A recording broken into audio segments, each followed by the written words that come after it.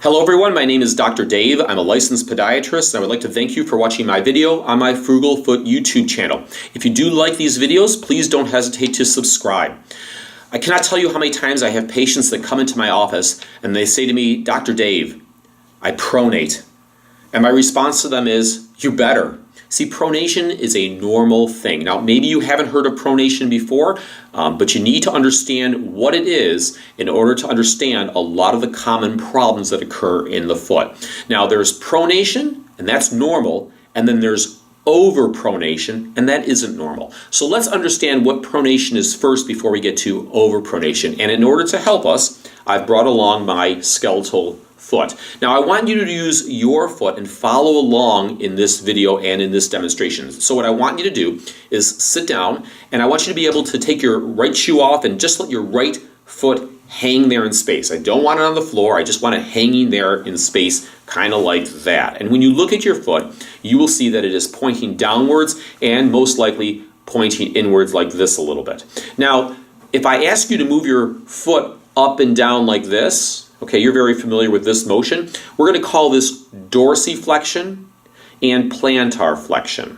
All right, dorsiflexion and plantarflexion. And the joint that is being mobilized, or I should say the joint that's being worked right now, is the ankle joint. All right, so that's the joint between the leg and the foot, and it is dorsiflexing and now plantarflexing. And you can do that with your foot as well. Now you also know that your foot can go in like this and out like that.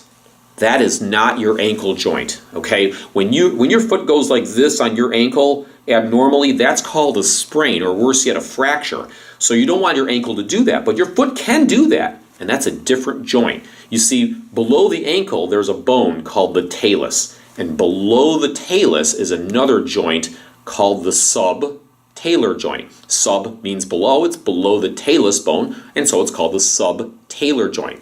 Now, the subtalar joint is kind of neat because this joint, unlike the ankle joint, which can only go up and down, or dorsiflex and plantarflex, can work in all three body planes. It too can do a little bit of dorsiflexion and plantarflexion, but it can also invert, and it can evert, and it can point inwards, which we call adduction, and it can point outwards, which we call abduction.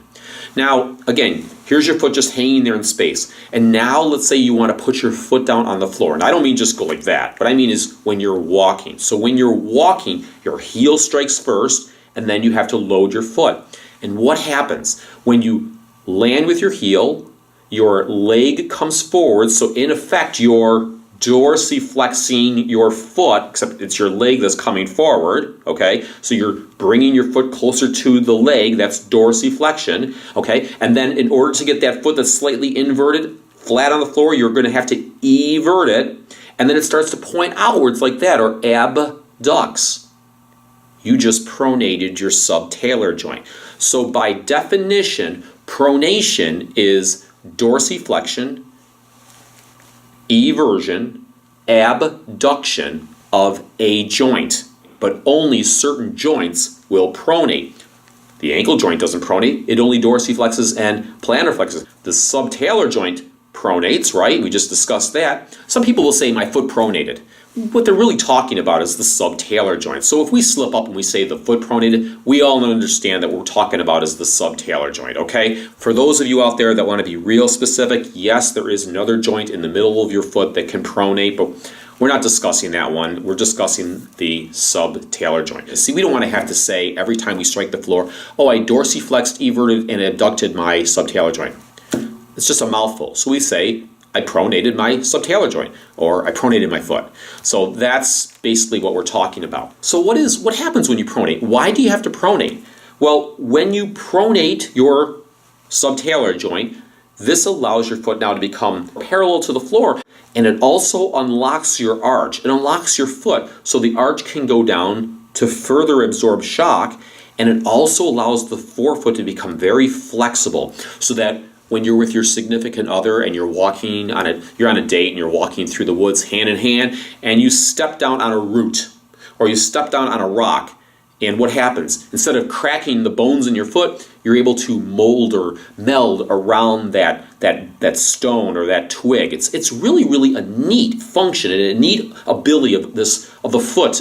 It's a really great machine, and it's a complicated joint. The people that pronate beyond what is necessary that have problems sometimes, and that's called overpronation. Now, why might somebody overpronate? In other words, their foot will, maybe their arch will go down too far. Some people are just born with a certain amount of laxity in their joints which allow that to happen.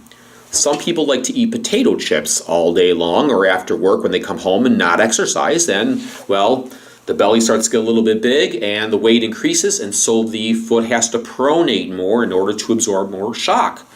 Some people work at stores with hard concrete floors, and the arch has to go down more in order to absorb the shock. I mean, we covered this earth with concrete over the last 100 years. There's going to be a lot more cases of overpronation, and there are a lot of problems that occur with that, and we'll get to that in a future video.